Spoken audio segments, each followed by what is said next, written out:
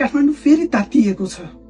थापाथलीमा रहेका सुकुम्बासी हटाउने चर्चा चलिरहेको छ र सरकारले निर्णय पनि गरेको छ।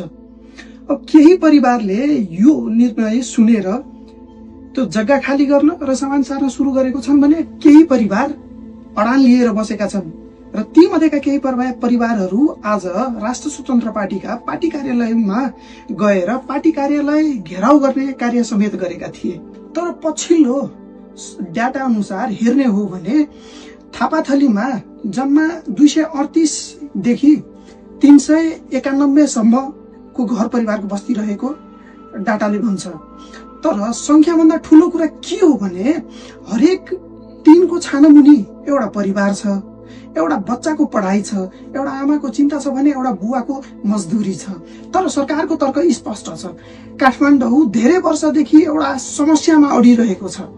सार्वजनिक जग्गा अतिक्रमण, सार्वजनिक जग्गा कब्जा, अव्यवस्थित बसोबास र हरेक वर्ष त्यहाँको बस्तीहरू डुबानमा पर्छन्। अब यसमा हेर्ने हो भने धेरै नेता आए गए तर निर्णय लिन सकेको थिएन। आज बालेन सरकारले त्यो काम सुरु गरेको छ र स्पष्ट भन्दैछ कि नदी किनारा जोगाउन पर्छ, सार्वजनिक भूमि फिर्ता लिन पर्छ र अव्यवस्थित बसोबास हटाउन पर्छ। तर सुकुम्बासी पक्षको काउन्टर पनि गम्भीर छ। विकल्प कहाँ छ त? रिहेबिलिटेसन बिना डिमोल्युसन हुन्छ कि हुँदैन? यदि रिलोकेसन प्लान छ भने देखाउनुस्। यदि जेन्युइन सुकुम्बासी छ भने छुट्याउनुस्। यदि सिटी प्लानिङ हो भने ह्युम्यानिटिज पनि देखाउनुस्। फेरि समर्थकहरूले भन्छन् यो गरिबी विरुद्धको होइन, यो कानुनको पक्षमा छ। यदि सार्वजनिक जग्गा जसले मन लाग्यो उसैले ओगट्ने हो भने भोलि सडक कसले बनाउने? नदी कसरी बचाउने? काठमाडौँ कसरी बनाउने?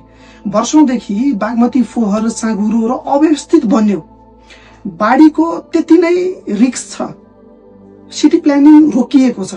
अब कसैले त कडा निर्णय लिन पर्थ्यो। बालेनको सन्देश स्पष्ट छ। देश नियमले चल्छ, भावनामा मात्र होइन। तर सँगै अर्को कुरा पनि जरुरी छ। साँचो सुकुम्बासीलाई व्यवस्थापन, पूर्णवास र सम्मान गर्नुपर्छ। नक्कली कब्जाधारीलाई छुट्याउन पर्छ र वास्तविक सुकुम्बासीलाई सहयोग गर्नुपर्छ।